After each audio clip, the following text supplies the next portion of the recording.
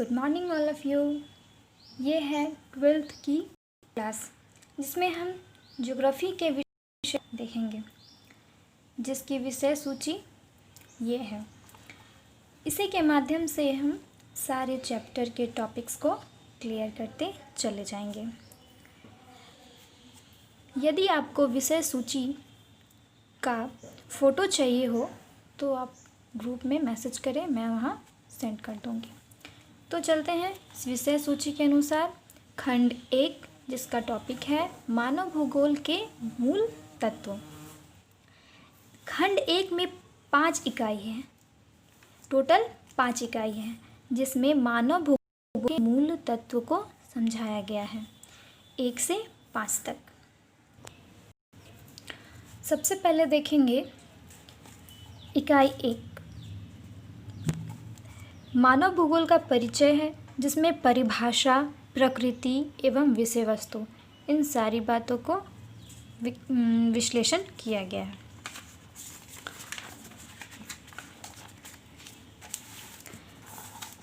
ये है आपका फर्स्ट चैप्टर इकाई 1 का, मानव भूगोल का परिचय, इंट्रोडक्शन टू ह्यूमन ज्योग्राफी। इसमें बहुत सारी ऐसी बातें हैं जिससे हमें ये समझ आ जाएगा कि मानव भूगोल का परिचय में क्या क्या हमें समझाया जा सकता है, जिससे ये पता चल सके कि मानव भूगोल क्यों कहा गया है। चलिए अब हम समझते हैं। जूम कर देते हैं ताकि आप लोगों को प्रॉब्लम ना हो समझने में। मानव भूगोल में 2 पक्ष, जैसे कि प्रकृति और एवं मनुष्य, जिससे हमें यह समझ में आता है कि मानव और प्रकृति एक दूसरे के बिना क्या है, अधूरे हैं। एक दूसरे का महत्व, मतलब प्रकृति का महत्व मनुष्य के बिना नहीं है और मनुष्य का प्रकृति के बिना नहीं। तो ये दोनों एक दूसरे के बिना नहीं रह सकते।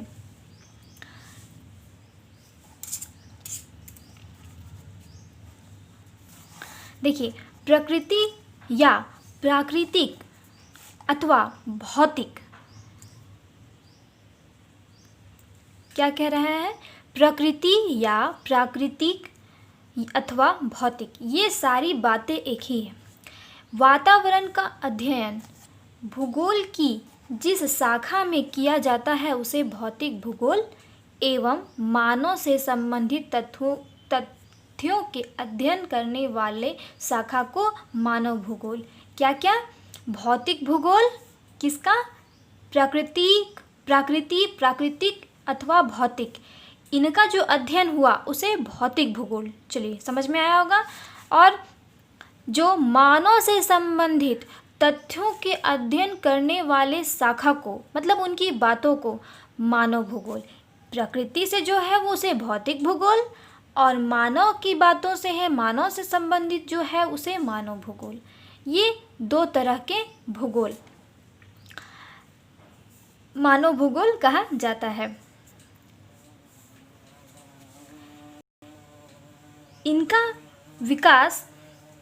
इनके विकास में लंबा समय लगा, यह अचानक से नहीं हुआ।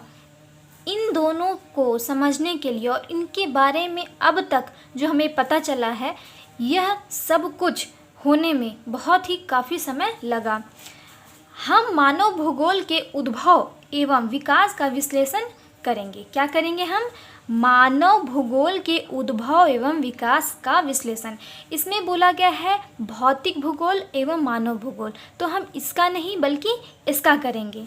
समझ में आ रहा है कि मानव भूगोल के बारे में ये जो चैप्टर का टॉपिक है वो मानव भूगोल से संबंधित है। इसकी भी बात की जाएगी, परंतु इसकी ज़्यादा की जाएगी। ठीक है, चलिए समझते हैं मानव भूगोल का उद्भव एवं विकास। या इसका विकास कैसे हुआ, उद्भव कैसे हुआ, शुरुआत कैसे हुआ, है ना। तो समझते हैं कि मानव भूगोल का जो इतिहास है उतना ही पुराना है।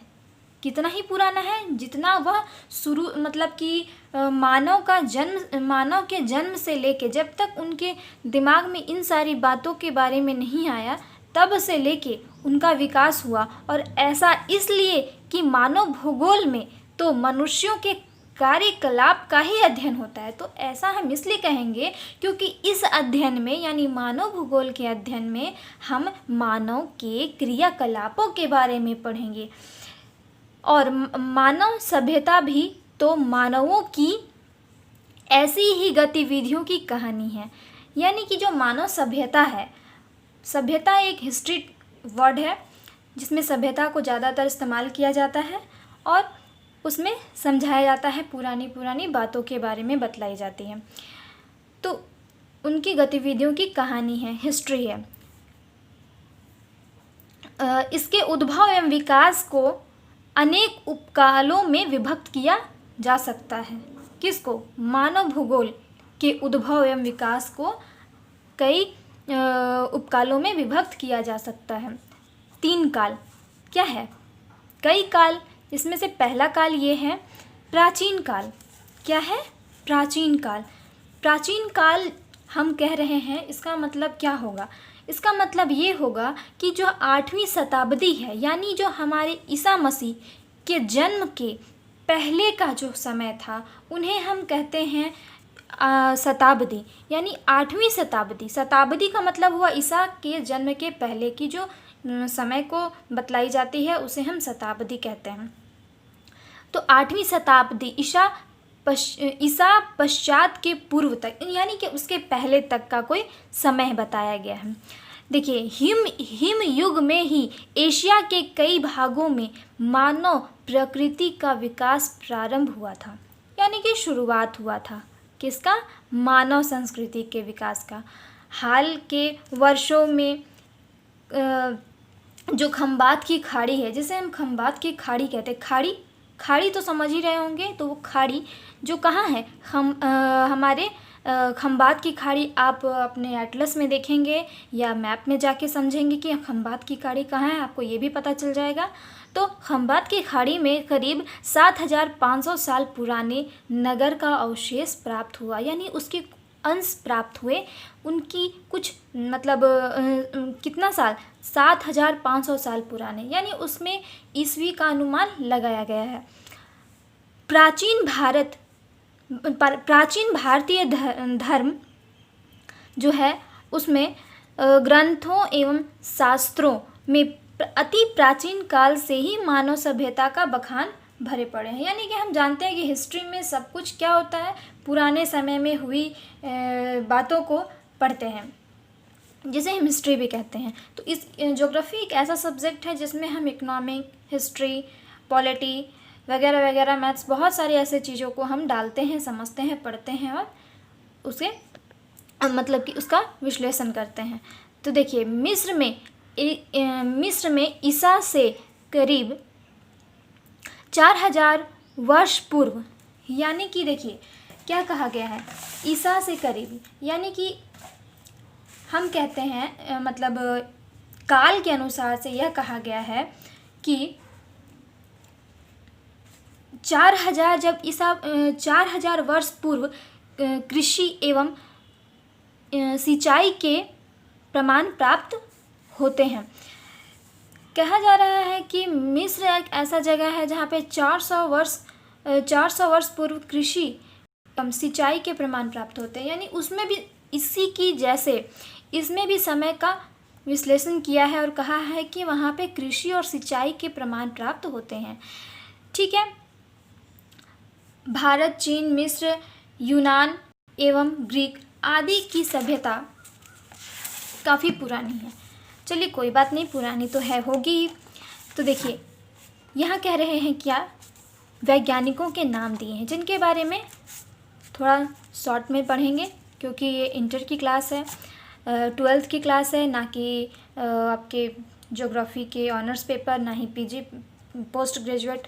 तो हम इंटर के टाइप से ही पढ़ेंगे कि बहुत सारे वैज्ञानिक थे, जिसमें स्ट्रैबो, थेल्स वगैरह वगैरह, प्लेटो, स्ट्रैबो और टॉलमी, इन जैसे वैज्ञानिकों के माध्यम से, ठीक है ना, इन सारे वैज्ञानिकों के माध्यम से हम मानव भूगोल की विषय वस्तु की पुरातनता भी प्रकट होती है। यानी कि पुराने समय में जो जो हो चुका वो सारी बातों को हम इन्हीं के द्वारा जानते हैं। ठीक है, ये हमारा था प्राचीन काल। अब दूसरा है मध्यकाल। इसका समय जो है वो 8वीं शताब्दी ईसा पूर्व से 17वीं शताब्दी ईसा पूर्व तक का समय को लिया गया है। कहाँ से? 8वीं से 17वीं तक।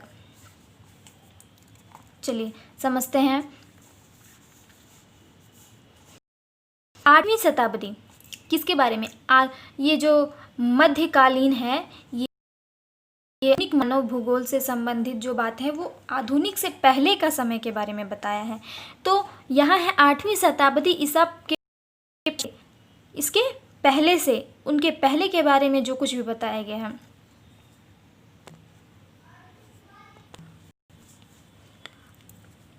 देखिए 9वीं शताब्दी ईसा पूर्व में अरब विद्वानों ने टॉलमी की रचनाओं का अनुवाद किया। यानी जो टॉलमी थे यानी कि ये भूगोलवेता थे, इनकी रचनाओं का अनुवाद किया एवं इनका नया अल मगस्ती रखा गया। यह एक उर्दू वर्ड है अल मगस्ती। चलिए यहाँ समझते हैं, ये कुछ उतना इम्पॉर्टेंट नहीं आ रहा है समझ में। देखिए यहाँ पे बोला है जैसे कि यहाँ 9वीं शताब्दी के बाद यहाँ 15वीं शताब्दी का बात किया है। तो 15वीं 16वीं जो शताब्दी है, यहाँ यूरोपीय यात्री जो थे, यूरोप से जो यात्रा कर रहे थे, उन यात्रियों सह खोजकर्ताओं, यात्री मतलब जगह से दूसरी जगह होते हैं, उन्हें यात्री कहते हैं। खोजकर्ता जो किसी बात को लेके, किसी चीज़ के बारे में वह खोज रहे होते हैं, किसी के बारे में पता कर रहे होते हैं, तो वो खोजकर्ता होते हैं। खोजकर्ताओं ने भूतल के नए नए स्थानों को खोजा था। कौन कौन? यूरोपीय यात्री और खोजकर्ताओं ने नए नए स्थानों को खोजा। उसमें कोलंबस, वास्को डी गामा जैसे कई वैज्ञानिक इस दृष्टि से अत्यंत ही उल्लेखनीय थे। ठीक है, उसके बाद ये 15वीं 16वीं में समझ में आया। अब है 17वीं शताब्दी में जर्मनी के क्लूवेरियस ने विश्व भूगोल, यूनिवर्सल ज्योग्राफी तथा बर्नार्ड वारेनियस जो सामान्य भूगोल ज्योग्राफी जनरस, इनके नाम से यानी सामान्य भूगोल नामक ग्रंथों की रचना की, इसके बारे में लिखा। और क्लूवेरियस की पुस्तक में प्रदेशों का वर्णन है। तो जो क्लूवेरियस है इनके पुस्तक में किसका है? प्रदेशों का वर्णन है। जितने भी प्रदेश हैं उनका वर्णन है। तो 17वीं शताब्दी में ये सारे पुस्तकों का बखान हुआ और इनके विश्लेषणों से ही मानव भूगोल सहित संपूर्ण भूगोल का विकास हुआ। यानी कि 15वीं 16वीं और 17वीं शताब्दी में इन सारे टॉपिक्स के बारे में, मानव भूगोल के टॉपिक्स के बारे में सारी मतलब पूरे भूगोल किसका? मानव भूगोल के विकास का पूरे तरीके से विश्लेषण हुआ। ठीक है, अब देखते हैं आधुनिक काल। 18वीं शताब्दी ईसा के पश्चात जब आधुनिक काल आया, आधुनिक मतलब होता है नया, जिस नए काल में हर सुख सुविधाओं को आसान, मतलब किसी भी काम को आसान तरीके से उपयोग किया जाता है, उसे आधुनिक कहते हैं। जैसे कि हम पढ़ाई भी आधुनिक तरीके से करते हैं, मोबाइल फ़ोन, नेट 4G, अब तो 4G का ज़माना है। उसके पहले जैसे कि बहुत सारे मतलब आधुनिक काल में आधुनिक चीज़ें आई, आपके नए नए उद्योग आए, एक जगह से दूसरे जगह जाने के लिए बहुत सारे संसाधन आए, बात करने के संसाधन आए, टेलीफोन, फिर तार पत्र से लेके अब डायरेक्ट कॉल पे आ गए। इस तरह से कई आधुनिक काल में नए नए आविष्कार लाए गए या फिर किए गए। तो आधुनिक काल में हम पढ़ेंगे कि विभिन्न कालों में विकसित तथ्यों को ग्रहण करता हुआ मानव भूगोल जब आधुनिक काल कब आया, 18वीं शताब्दी में प्रवेश करता है। ठीक है, कब करता है, 18वीं शताब्दी में। तो मानव भूगोल के, इम्पॉर्टेंट नहीं है, यहाँ से है, मानव भूगोल के इस नवीन स्वरूप या स्वतंत्र अस्तित्व या विज्ञान के रूप में विकास 18वीं शताब्दी के मध्य से 20वीं शताब्दी के आरंभ तक, कहाँ से कहाँ तक, 18वीं से 20वीं के आरंभ तक जर्मन विद्वानों द्वारा किया गया। यह काम जो हुआ वो किसके द्वारा हुआ, जर्मन विद्वानों द्वारा हुआ। ठीक है, इसके भी कुछ कुछ नाम हैं जिन्हें आप सुन लीजिए, फास्टर, कांट, रीटर, हमबोल्ट वगैरह वगैरह, यहाँ इसमें रज्जल भी हैं। ठीक है, फिर है 19वीं तथा 20वीं शताब्दी में फ्रांस में ही भी मानव भूगोल का उत्कृष्ट विकास हुआ। यहाँ रेक्सल, यहाँ पे कौन है, रेक्लस, विडाल, डिलाब्लास, जीन ब्रोन्स वगैरह वगैरह फ्रांसीसी विद्वान थे, जिन्होंने इस काल में मानव भूगोल के विकास में प्रमुख भूमिका अदा की। बहुत अच्छे ढंग से इन्हें विश्लेषित किया और इनके पक्ष में रहे। कब, आधुनिक काल में। ऐसे विद्वानों, इन जैसे विद्वानों, फ्रांसीसी विद्वानों के द्वारा ही मानव भूगोल को विकसित करते हुए इसे विभिन्न तरह से परिभाषित किया है। इसमें से कुछ प्रमुख परिभाषाओं का यहाँ उल्लेख किया जा रहा है। इससे आगे के विश्लेषणों को बल प्राप्त होगा, यानी कि उसके बारे में हम अच्छे से समझेंगे। जो कुछ भी बताया गया है इसके बारे में हम इसे तोड़ तोड़ कर आगे टॉपिक बाय टॉपिक समझाया जाएगा। तो चलिए आगे देखते हैं क्या बोल रहा है मानव भूगोल की परिभाषा। ये परिभाषा क्या है, मतलब मानव भूगोल क्या है। अगर परिभाषा है तो मानव भूगोल क्या है, पहले हम बता चुके थे क्या है, लेकिन इसमें एक पहला टॉपिक आता है मानव भूगोल की परिभाषा।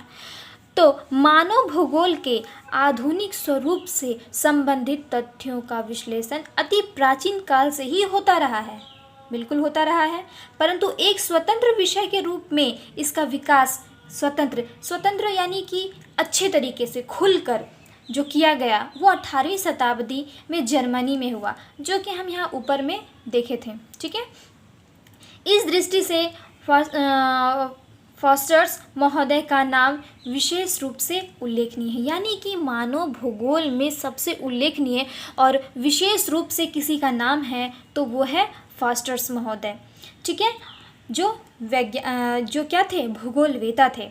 इन्होंने, क्योंकि इन्होंने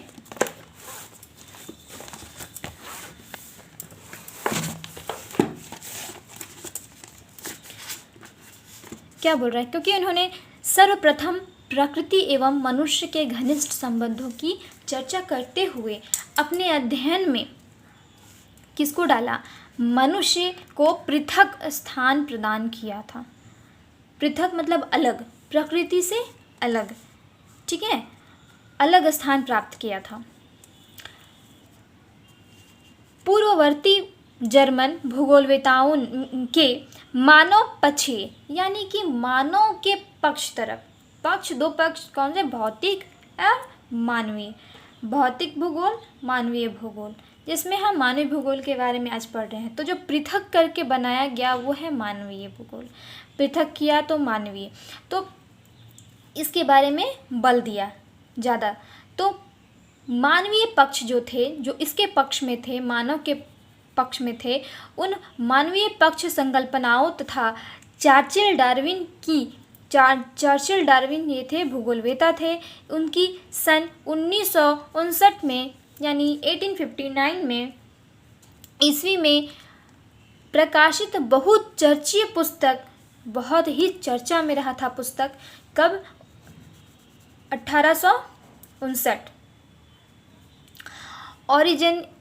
ओरिजिन ऑफ स्पेसिज, तथा सन 1881 में प्रकाशित बकल की प्रख्यात पुस्तक हिस्ट्री ऑफ सिविलाइजेशन आदि से ही प्रभावित होकर फ्रेडरिक रेडजेल ने संभवतः सर्वप्रथम सबसे पहले क्या किया, मानव भूगोल नाम शब्द का प्रयोग किया। किसने? फ्रेडरिक रेडजेल ने मानव भूगोल नाम शब्द का प्रयोग किया एवं मानव भूगोल को एक स्वतंत्र अस्तित्व प्रदान करने का प्रयास किया। कि इस पे किसका रहा? फ्रेडरिक रेडजेल का। ठीक है। और रेडजेल को आधुनिक मानव भूगोल का जनक यानी फादर ऑफ मॉडर्न ह्यूमन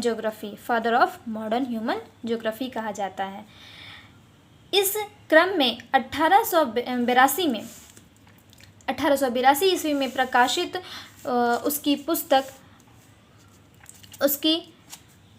प्रथम पुस्तक एंथ्रोपोजोग्राफी काफ़ी महत्वपूर्ण साबित हुई। इसने मानव भूगोल को वैज्ञानिक स्वरूप प्रदान करने का भरपूर प्रयास किया, बहुत ही मेहनत किया है इसमें मानव भूगोल के बारे में समझाने के लिए। इसके 9 वर्ष के बाद यानी कि 82 के बाद इसे 9 वर्ष लगे बाद पुस्तक के दूसरे भाग का प्रकाशन हुआ, यानी कि पहला भाग, उसके बाद फिर 9 वर्ष के बाद दूसरा भाग लाया गया।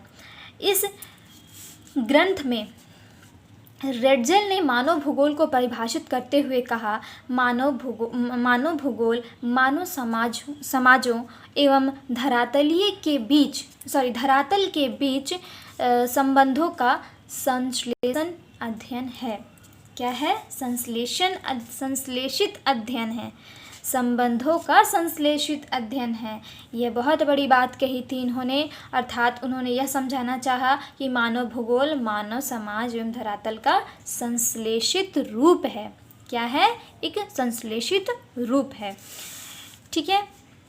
उसके बाद प्रोफेसर पॉल विडाल डिला ब्लास ने अपनी मृत्योपरांत यानी मृत्यु के बाद सन 1922 ईस्वी में प्रकाशित पुस्तक जो है वो मानव भूगोल को परिभाषित करते हुए यानी प्रिंसिपल्स डी ज्योग्राफिक ह्यूमन मानव भूगोल को परिभाषित करते हुए कहा है कि मानव भूगोल हमारी पृथ्वी को नियंत्रित करने वाले भौतिक नियमों तथा इस पृथ्वी की सतह या धरातल पर रहने वाले जीवों के मध्य दोनों के बीच किसके? पृथ्वी की सतह या धरातल पर रहने वाले जीवों के मध्य संबंधों के अधिक संश्लेषित ज्ञान से उत्पन्न संकल्पना है। समझ में आया होगा? क्या समझ में आया? कि मानव भूगोल हमारी पृथ्वी को नियंत्रित करने वाले भौतिक नियमों यानी इसमें क्या आया था? प्रकृति की बात आई थी, तथा इस पृथ्वी की सतह या धरातल पर रहने वाले जीवों के मध्य यानी प्रकृति में धरातल सतह जो है उसमें हम जीव जैसे मतलब कि जो जीव होते हैं उन दोनों के बीच के मध्य अधिक संश्लेषित ज्ञान से उत्पन्न संकल्पना है। जो कुछ है उन दोनों के बीच जो होती है उसके बाद ही यह उत्पन्न संकल्पना है। ठीक है।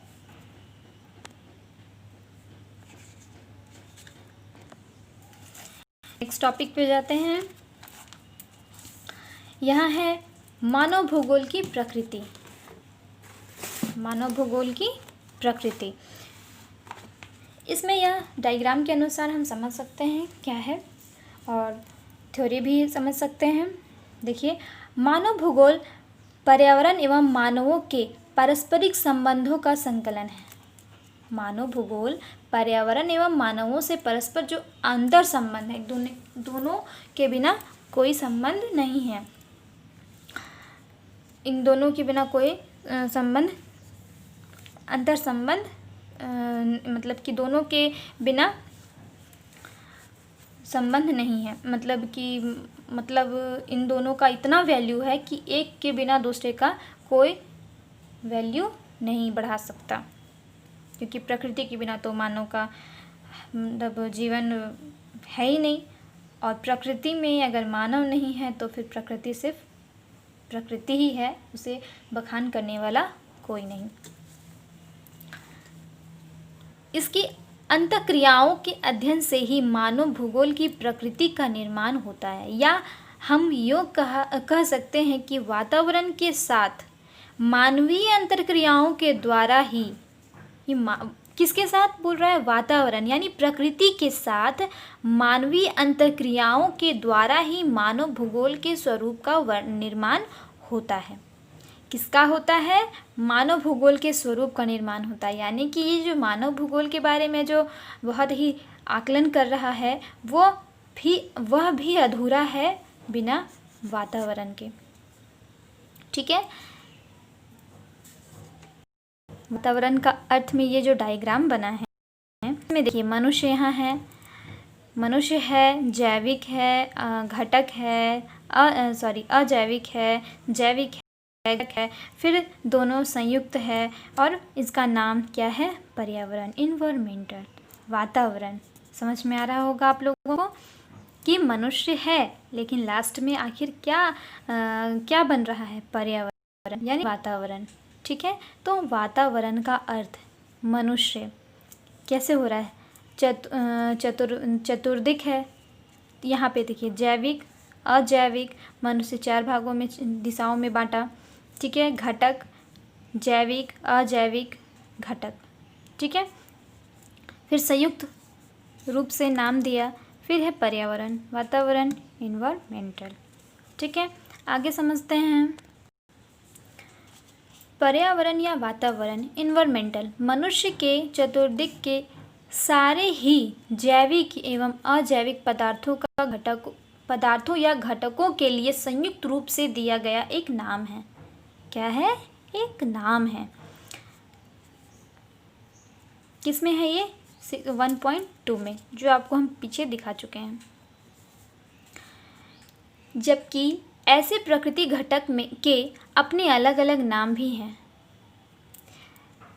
जिसके सहारे घटक मनुष्य के चतुर्दिक में जिसके सहारे घटक है, उसमें भू आकृतियाँ, मिट्टियाँ, जलवायु, मौसम के विभिन्न तत्व, बहुत सारी बातें, वायुमंडल, जल तथा उसके विभिन्न रूप, जैसे आंधी तूफान, विभिन्न रूप में चक्रवात, जल, प्रलय, जो कुछ भी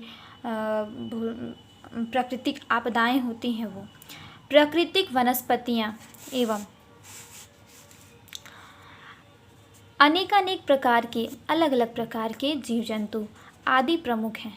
ये सारे इम्पॉर्टेंट हैं। इन सबों की हजारों हजार प्रकार की प्रजातियाँ एवं उप प्रजातियाँ होती हैं। प्रजाति मतलब समझ रहे हैं, उप प्रजाति मतलब उससे नीचे, यानी वो उसके इर्द गिर्द होता है। उप प्रजाति हमेशा प्रजाति के इर्द गिर्द होता है। ठीक है, जैसे कि जो आपको समझाए थे हम क्लास में कि परिक्रमा करती है, पृथ्वी जो है वो सूर्य की परिक्रमा करती है ना, पृथ्वी सूर्य की परिक्रमा करती है, और फिर चांद दोनों की परिक्रमा करती है ना, दोनों की करती है। तो ये क्या है, ठीक इसी प्रकार है। उप आ गया मतलब वो उससे छोटा है। ठीक है, गाय इनमें से एक प्रजाति है। देखिए यहाँ पे भी समझाया गया है कि गाय इनमें से एक प्रजाति है, और उप प्रजाति मतलब समझेंगे कि इनकी भी हजारों उप प्रजातियाँ हैं। अकेले भारत में ही गायों की सैकड़ों प्रजातियाँ पाई जाती हैं, जैसे क्या क्या, थारपारकर, नागौर, कठियावाड़ी, बाछौर एवं मगही। लगभग में हमें समझाने के लिए ये समझ में आ गया कि जैसे में उप प्रजाति मतलब इन सारी बातों को समझाने के लिए बताया गया है। अर्थात हमारा चतुर्दिक का परिवेश अत्यंत ही व्यापक एवं विविधतापूर्ण है। इसे ही पर्यावरण या वातावरण कहा जाता है।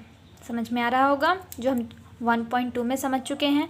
हम नहीं समझ में आया तो पीछे जाकर वीडियो के कुछ पीछे जाकर वीडियो को स्टॉप करके आप उसका डायग्राम देखकर समझ सकते हैं। आगे देखते हैं।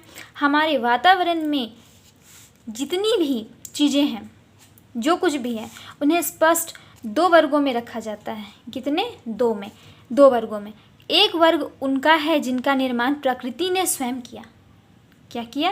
प्रकृति ने किया। स्थल रूप, जिसका ये हम नहीं कर सकते। इनका जो किया स्थल का निर्माण यह प्रकृति द्वारा हुआ है। हवा, पानी, वनस्पति, मिट्टी एवं जीव जंतु आदि वातावरण के इस प्रकार की प्रकृति अथवा भौतिक वातावरण कहा जाता है। अब आपको समझ में आया होगा कि पहले में जो पहला एक वर्ग उनका है, किनका है? तो प्रकृति ने स्वयं क्या क्या किया। ठीक है। अब दूसरा खंड ऐसा होता है कि जिसके बारे में यह भ्रम होता है कि इनका निर्माण मनुष्य ने किया है, मतलब इनका निर्माण मनुष्य ने किया है। जैसे वस्त्र, फर्नीचर, गृह यानी कि घर, बस्ती, परिवहन और तथा संचार के साधन एवं मार्ग। तो ये सारी चीज़ों को मानव ने किया है। ये दूसरे खंड में है। ठीक है, दूसरे खंड में है।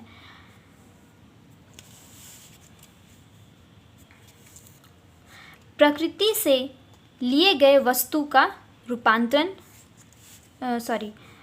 इनका निर्माण मनुष्य ने किया है। तो इन सारी चीज़ों को समझते हैं। हालांकि मानव के इस 21वीं सदी के वातावरण काल तक ऐसी कोई क्षमता नहीं विकसित हो पाई है कि वह किसी नवीन पदार्थ का सृजन कर सके। बिल्कुल सही, ऐसा कुछ नहीं हो पाया है कि वो नवीन प्रकार के पदार्थ का, वस्तु का नहीं, पदार्थ का सृजन कर सके। जैसे कि समझ सकते हैं कि मिट्टी हुआ या हवा हुआ या कुछ ऐसी चीज़ें जो प्रकृति द्वारा बनी हो और वो सबके लिए इम्पॉर्टेंट हो, तो वैसी कोई चीज़ नहीं है। जो प्रकृति है वो एक अनमोल होती है, वो बहुत ही मतलब इम्पॉर्टेंट होती है मानव के जीवन में। और मानव जो विकास करते हैं वो मनुष्य के सुख सुविधाओं को ध्यान में रखते हुए करते हैं, जिसमें मानव प्रकृति के ही अंशों को लेकर अपनी सुख सुविधाओं की चीज़ों को बनाते हैं। जैसे कि मानव यदि सड़क बना रहा है तो वह जो कुछ भी पदार्थ होता है वह प्रकृति द्वारा ही लाया गया होता है। छोटे छोटे टुकड़ों में जो पत्थर के टुकड़े होते हैं उन्हें रोड पे बिछाना, उसके बाद आपके सीमेंटेड रोड बनाना या अलकतरा का रोड बनाना, तो इस तरह का जो कुछ भी होता है वो सारी वस्तुएं प्रकृति की होती हैं। उनको मानव क्या करते हैं, वो उनको सुविधा अनुसार उसे नया रूप देते हैं और फिर वह उसका उपयोग करते हैं। समझ में आ गया होगा। ऐसी स्थिति में होता यह है कि प्रकृति प्रदत्त किसी पदार्थ को लेकर मनुष्य अपनी शारीरिक एवं मानसिक क्षमताओं का उपयोग करके किसका प्रकृति से लिए गए वस्तु का, अभी हमने यही समझाया कि प्रकृति से वह वस्तु को लेता है और उपयोग करता है और रूपांतरण भर करता है।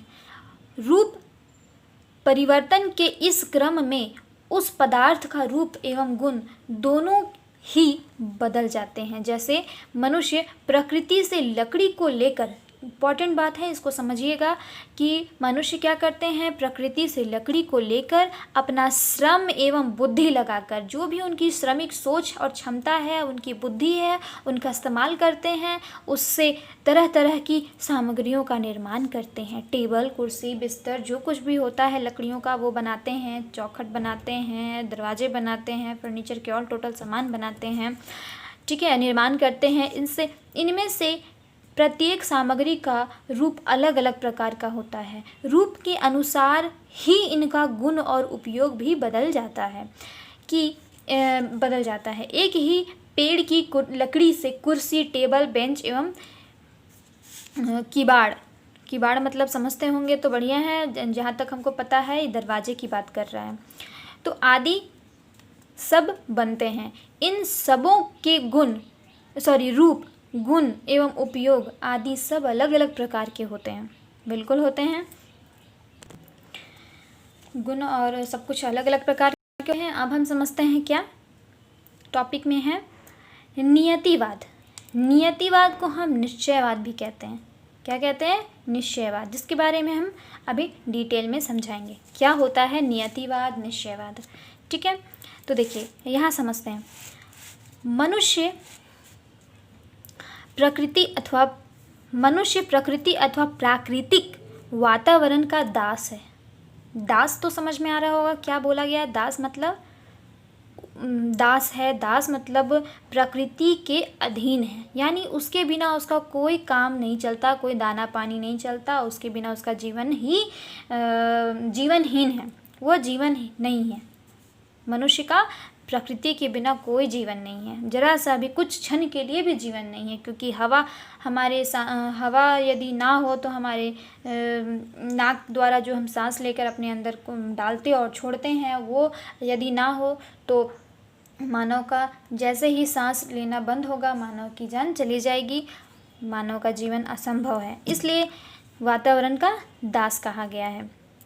इस संकल्पना के अनुसार प्रकृति या नियति ही मानव सभ्यता का सूत्रधार है। किसका? मानव सभ्यता का सूत्र आधार है। मनुष्य प्रकृति नियति, यानी प्रकृति नियति के इशारे पर उसी प्रकार कार्य करने को विवश करता है, मजबूर करता है, या जो कुछ भी कहें वो रहता है। जिस प्रकार कठपुतली दूसरे किसी व्यक्ति की उंगलियों के इशारे पर नाचने को बाध्य करता है, यानी मजबूर करता है ना। तो अर्थात मनुष्य नियति, ठीक है, मनुष्य नियति प्रभावहीन तथा महत्वहीन है। वह अपनी मर्जी से कुछ भी नहीं कर सकता है, नथिंग, कुछ नहीं, क्योंकि वह पूरी तरह से नियति और प्रकृति या पर्यावरण या वातावरण द्वारा नियंत्रित रहता है। उसी के अंदर ही, इर्द गिर्द ही रहता है मनुष्य।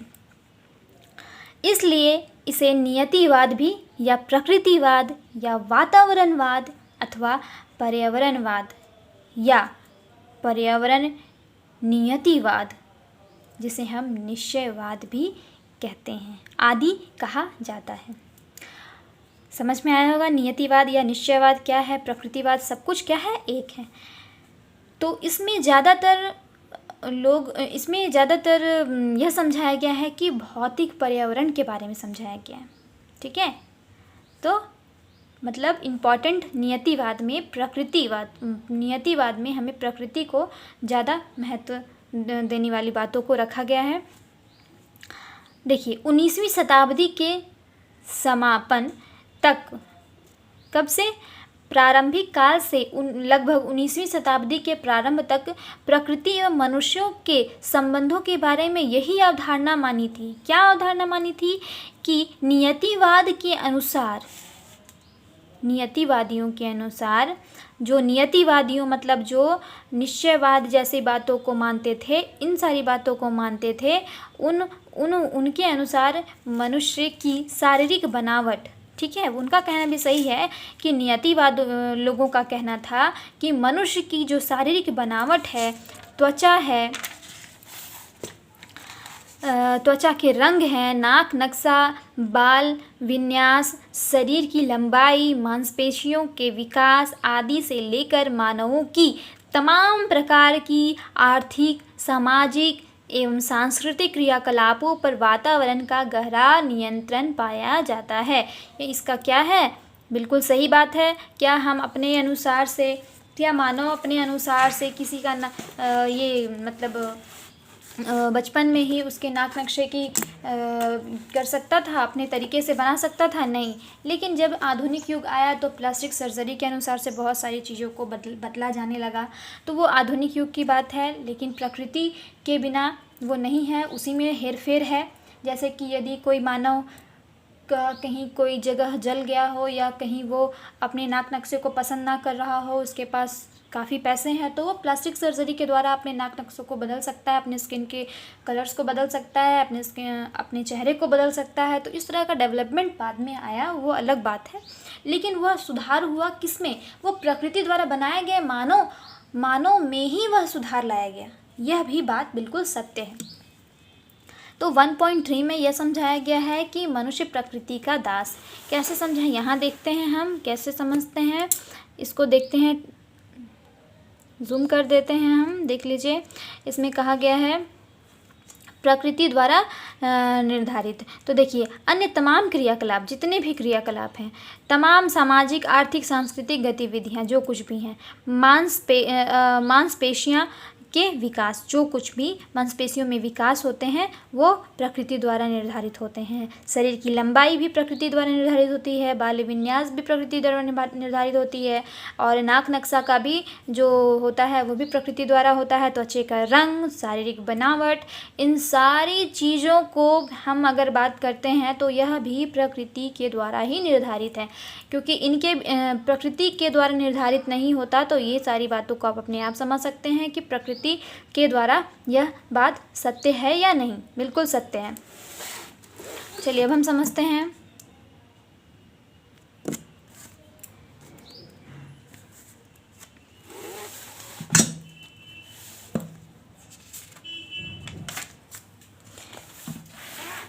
इस डायग्राम के अनुसार समझते हैं क्या है। नियतिवाद चिंतनों के विकासवादी चरण। ठीक है,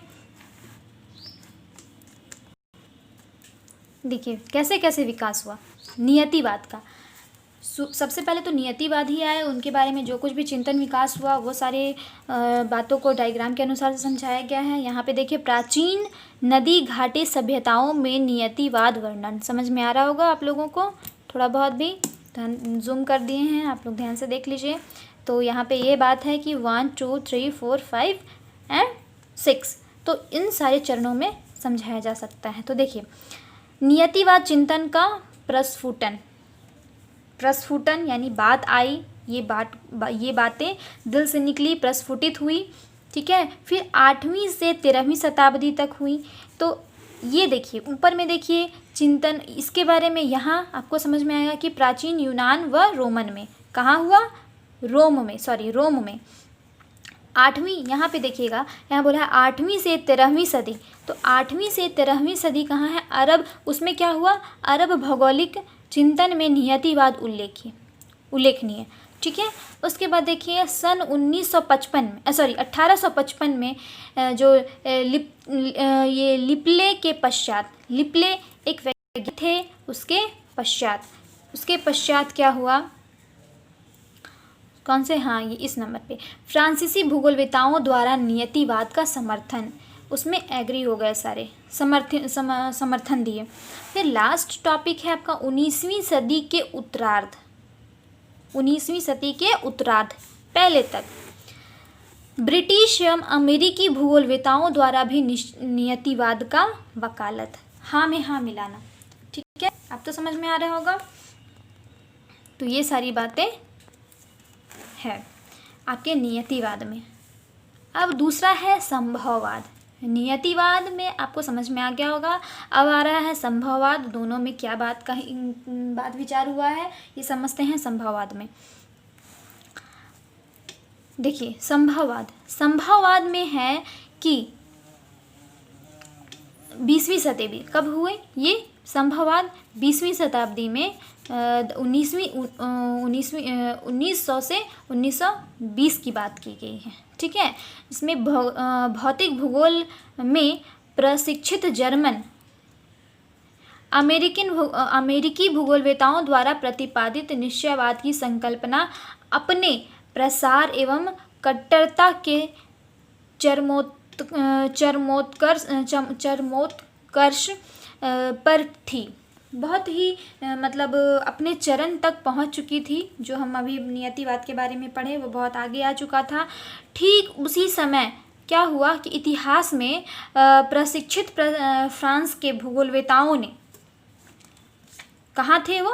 फ्रांस के भूगोलवेताओं ने इस संकल्पना की कट्टरता, अवैज्ञानिकता एवं अव्यवहारिकता पर आपत्ति यानी कि वो एग्री नहीं हुए। उनको यह बात गलत लगी कि प्रकृति अगर नहीं भी है तो मानव अगर बुद्धि विवेक से कुछ करना चाहता है तो वह आगे बढ़ सकता है, वह कुछ भी कर सकता है। यानी कि उनका समर्थन था प्रकृति मतलब अगर है तो है, वो अपनी जगह है, लेकिन मानव जो है वह सबसे अग्रसर है, सबसे आगे है। मानव चाहे तो कुछ भी कर सकता है, मानव प्रकृति के बिना भी जीवन जी सकता है। इस तरह की बातों को प्रकट करते हुए मनुष्य को प्रधानता प्रदान करना प्रारंभ किया।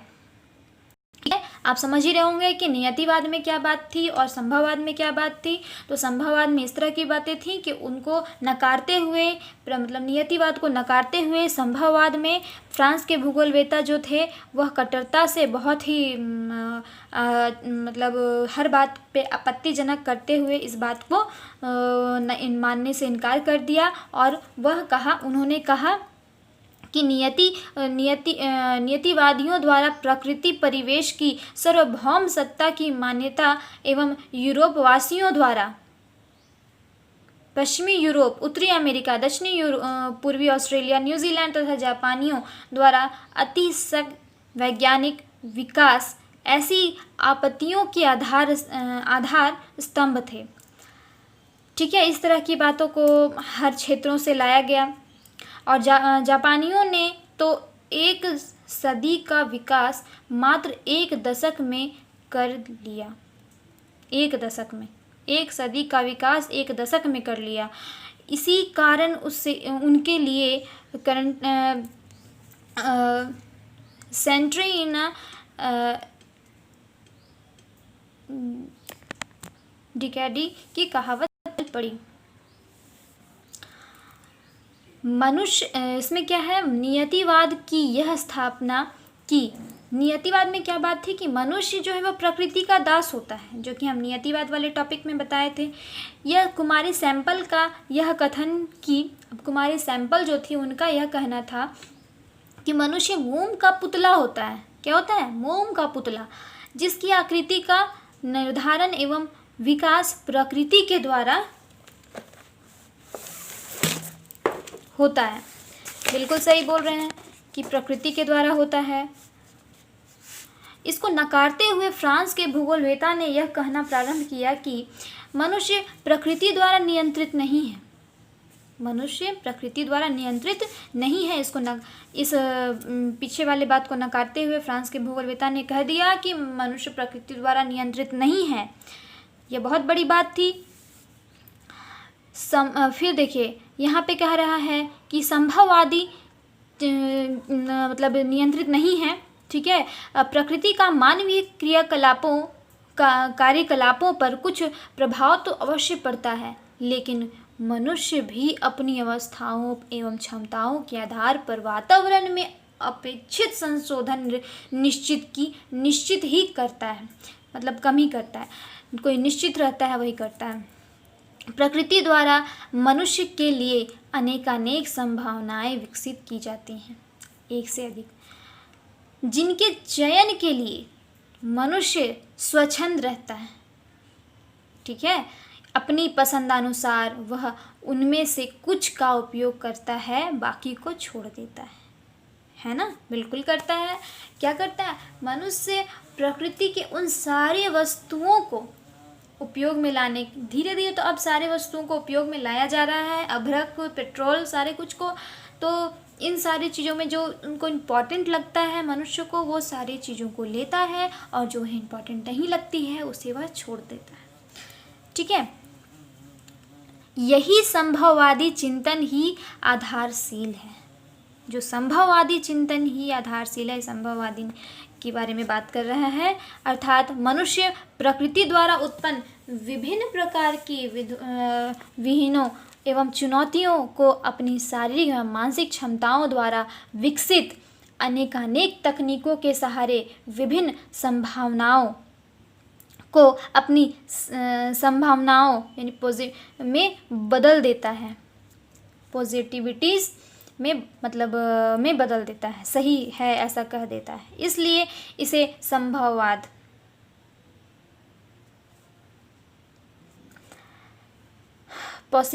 पॉसिबिलिज्म कहा जाता है। इस संकल्पना के अनुसार मनुष्यों के द्वारा अपनी ज्ञान एवं तकनीकों की सहायता से प्रकृति का मानवीकरण होना भी कहा जाता है, ह्यूमनिज्म इन नेचुरल। तो देखिए, फ्रांस के जो भूगोलवेता थे उन्हीं का कहना था कि संभववाद, ठीक ना, यानी कि मनुष्य प्रकृति द्वारा नियंत्रित नहीं है। किसका कहना था? फ्रांसीसी विचारधारा भी कहा जाता है, मतलब इस भूगोल की फ्रांसीसी विचारधारा भी कहा जाता है। इसकी जो प्रतिपादन किए वो सर्वप्रथम प्रोफेसर विडाल डी ला ब्लास ने किया था, तो उन्हीं का कहना था, इसलिए इसे संभववाद का जनक भी कहा जाता है। इनके जनक कौन थे? संभववाद के जनक थे विडाल डी ला ब्लास, जो कि सर्वप्रथम थे, सबसे पहले। फिर आपके 1910 में आए प्रोफेसर ब्लास के एक प्रमुख शिष्य जीन ब्रोन्स। विडाल डी ला ब्लास के शिष्य थे जीन ब्रोन्स। मानव भूगोल का भी प्रकाशन फ्रेंच भाषा में ही हुआ। फिर है 1920 में उनकी अंग्रेजी संस्करण। 1922 में ब्लास के लेखों के संग्रहण, जितने भी लेख हुए उनका संग्रहण किया गया 1922 में। प्रोफेसर ब्लास के ही एक अन्य शिष्य थे लुसियन फैब्रे की प्रमुख पुस्तक ज्योग्राफिकल इंट्रोडक्शन टू हिस्ट्री। तो ये हुआ 1924 में। प्रकाशन के बाद तो नियतिवाद किले बांधित ध्वस्त होती सी प्रतीत होने लगी, यानी कि वह धीरे धीरे वह मतलब नष्ट होता चला गया। उनका कोई भी बखान करने वाला नहीं था, उन्हें कोई मानने वाला नहीं रहा। लेकिन अभी भी हम कहते हैं कि प्रकृति के बिना मानव का कोई भी अस्तित्व नहीं है। संभववाद के जनक होने का भ्रम होता है, इसलिए संभववाद कहाँ है? ध्वस्त होती चली गई, सॉरी। इसी ग्रंथ में प्रोफेसर फैब्रे ने ही सर्वप्रथम इस अवधारणा को संभववाद का नाम दिया था। इसलिए उसके संभववाद के जनक होने का भ्रम होता है। हालांकि उसने अपने गुरु द्वारा विकसित संकल्पना को आगे बढ़ाने के लिए ही इसे एक नाम भर दिया था। ठीक है, ये बात छोड़िए, इसको रहने दीजिए, लेकिन उसे संभववाद का नाम दिया गया सर्वप्रथम। ठीक है, प्रोफेसर फैब्री ने ही दिया था। नियतिवाद और संभववाद बनाम वर्सेस, कहते हैं ना, India versus Pakistan, same type. नियतिवाद वर्सेस संभववाद, नियतिवाद बनाम संभववाद। तो नियतिवाद में क्या है? नियतिवाद में यह कथन था कि प्रकृतिवाद के प्रवर्तक इसे मानने वाले। संभववाद में था मानववाद के प्रवर्तक, मानव को मानने वाले, सर्वश्रेष्ठ। प्राकृतिक नियंत्रण के कायल, मानव वर्चस्व के कायल। ये प्रकृति के झुकाव में है और ये मानव के झुकाव में है। जर्मन भूगोलविद कहाँ से थे? जर्मन। और इसे मानने वाले फ्रांस के। और ये देखिए, भूगर्भ शास्त्र में प्रशिक्षित, यानी कि ये सबसे ज़्यादा भूगर्भ यानी कि ज़मीन के अंदर के शास्त्र में प्रशिक्षित थे ये, और इतिहास में प्रशिक्षित, ये हिस्ट्रिकल। समझ में आ गया होगा कि इनमें क्या क्या बातों को रखा गया है, इसमें और इसमें। 1.5 नियतिवाद बनाम संभववाद। देखिए, जिसके पक्ष में है तो ये चैप्टर हुआ था मानव भूगोल के बारे में। तो मानव भूगोल के बारे में हम यह समझते हैं, इसमें यह बताया गया है कि मानव भूगोल का अध्ययन क्षेत्र एवं प्रमुख शाखा कि वह किस किस चीज़ से जुड़ा हुआ है, जिसके कारण इन्हें इतना इम्पोर्टेंस मिला कि मानव के बिना कुछ नहीं है उसका अस्तित्व, मानव ही सर्वश्रेष्ठ है, ऐसा ये बात को माना चला गया। तो मानव भूगोल की प्रमुख शाखाएं 1 2 3 4 5 6 7 क्या है? अन्याय, सामाजिक भूगोल, अधिवास भूगोल, राजनीतिक भूगोल, जनसंख्या भूगोल, आर्थिक भूगोल, आपदा प्रबंधन का भूगोल। ठीक है, तो ये सारी बातें जो हैं ये विषय क्षेत्र को दर्शाती हैं, और ये सारी बातें जो हैं वो मानव भूगोल के बारे में। इतना तो समझ में आ गया होगा कि मानव भूगोल में किन किन बातों को ध्यान में रखते हुए समझाया गया है। कुछ टॉपिक्स को हम डील कर सकते हैं, जैसे कि अधिवास भूगोल, जनसंख्या भूगोल, आर्थिक भूगोल, आपदा प्रबंधन के भूगोल, जो टॉपिक्स यहाँ पे क्लियर किए गए हैं। तो देखिए, यहाँ है अधिवास भूगोल, सेटलमेंट ज्योग्राफी। अधिवास मतलब होता है घर, बसाव, आबादी जो है वो अपना ठिकाना है, उनका रहने का स्थान है, सब कुछ होता है, वो अधिवास होता है। सेटलमेंट, वो अपना वहाँ बसते हैं, बस्ती की तरह अगल बगल पड़ोस वो सारे एक जगह बसते हैं, वो अधिवास हो गई। तो अधिवास मानव समाज का एक प्रमुख हिस्सा है। बिल्कुल सही, मानव समाज का हिस्सा अधिवास है, क्योंकि हर घर मिलकर एक एरिया में मानव के लोगों का एक संगठन बनता है, वहाँ अधिवास, उसे अधिवास कहते हैं। इसलिए यह मानव भूगोल के अध्ययन क्षेत्र के एक प्रमुख अंग का निर्माण करता है। नगरीय अधिवास भूगोल, ग्रामीण अधिवास भूगोल, यह समझ सकते हैं नगरीय भूगोल और ग्रामीण अधिवास भूगोल क्या है। तो नगरीय मतलब शहर के अधिवास, रहन सहन, बसाव के बारे में जिसे भूगोल में विश्लेषित किया गया है। उसी प्रकार ग्रामीण के बारे में, गाँव में अधिवास है, घर है, उसे भूगोल के रूप में विश्लेषित किया गया है। तो आवासीय भूगोल एवं नियोजन एवं आदि अधिवासीय भूगोल की प्रधान उपशाखाएं हैं। तो इनकी उपशाखाएं हैं, समझाए थे ना, उपशाखाओं का मतलब क्या होता है, तो सेम सिचुएशन इनके साथ भी है। जनसंख्या भूगोल, पॉपुलेशन ज्योग्राफी, तो मानवीय जनसंख्या भी मानव भूगोल के अध्ययन क्षेत्र का एक प्रधान अंग है। ऐसा इसलिए कि संपूर्ण मानव भूगोल तो इसी के चतुर्दिक भ्रमण करता है। जनसंख्या वृद्धि, जनसंख्या की प्रवृत्ति, जनसंख्या के घनत्व एवं वितरण, जनसंख्या संरचना एवं साक्षरता इसके प्रमुख तत्व हैं। जनांकिकी में भी इन पक्षों का ही अध्ययन होता है। जनसंख्या, ठीक है, जनांकिकी मतलब जन्म का जो जन्म के आधार पे जो होता है उसी के बारे में बोला गया है, क्योंकि बिना जन्म के जनसंख्या का बढ़ना इम्पॉसिबल है।